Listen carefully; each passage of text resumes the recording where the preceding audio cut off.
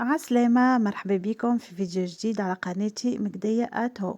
اليوم جبت لكم كالعادة كما عودتكم وصفة سهلة، مكونات بسيطة، طريقة زيادة سهلة، ما يشدش برشا وقت، حاجة بنينة على الاخر يحبوها الصغار والكبار.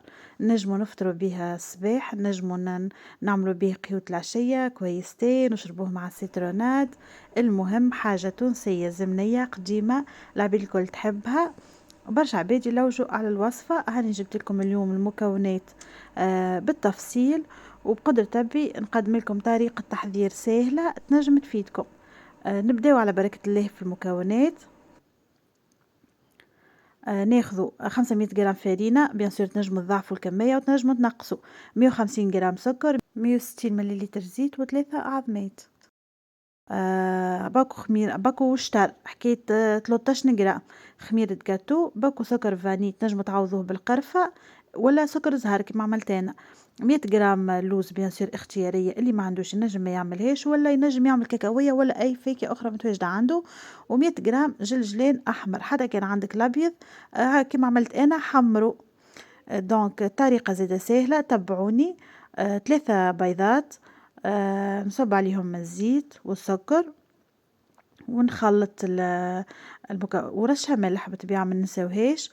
نخلط المكونات الكل مع بعضهم باش تدخل المكونات الكل في بعضها. نقعد نحرك بالكدا كيما ريتو، ما حشتيش بيه حتى يبيض ولا يضاعف حجمه ولا حتى شيء، جست نحب المكونات متاعي تدخل في بعضها. نزيد الجلجلان ونحرك بشوية،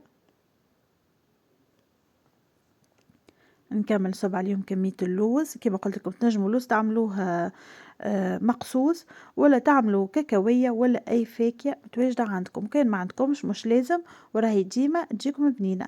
ناخذوا شطر كمية الفرينة ونغربلوا معاها الخميرة كيما ريتو باكو وشوية من الباكو الاخر، حكاية 12 13 جرام.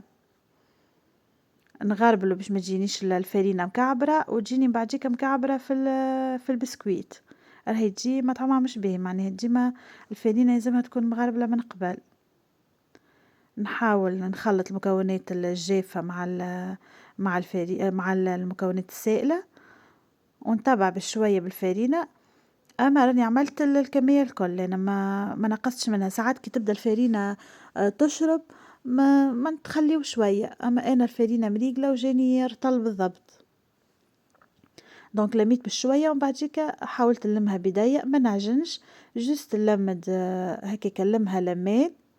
وراهي ما تاخذش برشا وقت البنات، حكاية الكل في التحضير يمكن حكاية درجين هكاك، لا تقعد تستناها تخمر لحتى شيء. معناها ينجموا يبداو جايينكم ضيافة وانتوما ما عندكم شيء حاضر في الدار، حاجة فيت في تحضر وتجي بنينة وكل شيء تنور لكم وجوهكم. كيما ريتو قاعدة اللملمان مانيش قاعدة نعجن. هكاك لميتها بيسك هي تتلصق برشا. ادهني يجيك بشوية زيت وحاول تلمها تعملها كعبورة واحدة. ومن بعديك نحاول ناخذها 3 قطع متساوية ولا قطعتين كما تحبوا نتوما، والفورمة اللي تحبوا تعملوها. كان حبيتوها كما عملتها انا كي تجيك عباد صغار، دونك اقسموا على 3 بودان، سينو اقسموا على كعبورتين زيدا تجيكم عريضة شوية كما اللي تتباع. كانت تفكروها حنا صغار ناخذوها مع السيتروناد مع حسيل بنينة على الاخر، والله الكروكون حاجة بنينة على الاخر انا نحبها. وديما الحق صحابي يسألوني على الوصفة، قلت لهم هاني تو نعملها نهار ونهبطها لكم او كيكه العباد الكل تستفاد منها. هذه راهي الوصفه اللي ديما نعملها وديما تجيني بنينه. دونك البنات خذيت البودان الاولى، حليتها كيك شويه على الرخامه، ما تحلهاش جويده وما تقعدش خشينه، وحاول تحلها على طول الطبق اللي عندك. ريتوها ساهلة على الاخر. ديما ندهنو يدينا بشوية زيت باش ما تلصقش في العجينة، باش ما تتعبناش في الخدمة. وراه ما يقلقش معناها الزيت مبعد في تيابها، ولا بالعكس يسهل لنا الخدمة. كيما ريتو هكاك نكعبرها على الرخامة ومن بعديكا جست نحلها شوية وكهو. ومن بعديكا تو كيف نحطها في الطبق نعاود نستوي كيما باش تشوفوا ريتوها تحلت شوية، ما تخافوش منها عجينة راهي في ساعة تلمد عادي. فوالا هكاك نرجع للطبق ونحاول نستويها باش تجيني مزيانة معناها مش على حاجة راه.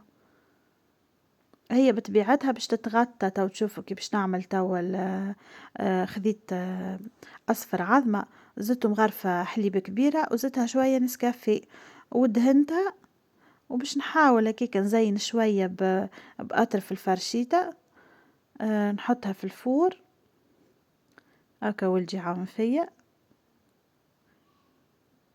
فوالا باهي الفور ما يبداش مسخن من قبل كيما في الكيك وكيما في بعض الحلويات الاخرين. ريتوها البنات هي طابت شدت روحها تخلوها تبرد شويه، وباش باش نقصها. ريتو طريقة قصانها كيفاش ننزلوا بيسك اللوز حطيته كعبة كاملة، راهو فما إمكانية أنها تتكسر لكم. دونك نحاولوا كيف ثبتوا بالكدا في طريقة القصان، ننزل نزلة واحدة كأني نذبح معناها باش ما تتفتفتليش فهمتوا.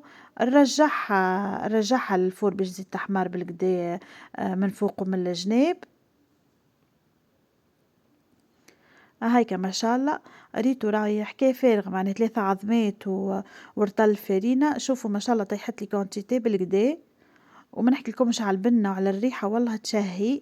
وهاني عملت معاها كويستين قعدة العشية، ريتوها ما فيها حتى صعوبة، ما تتكلفش حاجة صعيبة ولا غالية ولا باش تقولوا لي توا فماش لا سكر لا فارينة لا حتى شيء.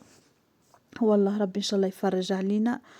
وهكا هو نحاولوا كما ديما نقول لكم نفرحوا رواحنا بالقليل وباللي كتب. حاسين ان شاء الله نكون فتكم بالوصفه هذيا، وان شاء الله يكونوا وصفاتي الاخرين اللي جربتوهم ناجحين معاكم وحصلت لكم الافاده. ما تنساوش بالطبيعه باش تدعموني باش نزيد نتشجع ونقدم لكم الافضل ان شاء الله. بارتاجيو لي فيديو مع اصحابكم، وهذه هي لمحه ان شاء الله على الفيديو الجاي. كيك تمر. ديما تبعوني ديما شجعوني بالبارتاج باللايك بالكومنتير. اللي مازال مشتركش في القناه يتفضل يشترك، وان شاء الله يا ربي تكون حصلت لكم الافاده، وان شاء الله يا ربي نكون خفيف الظل عليكم، وان شاء الله في القريب العاجل قدمت لكم وصفه كيك تمر. تبعوني.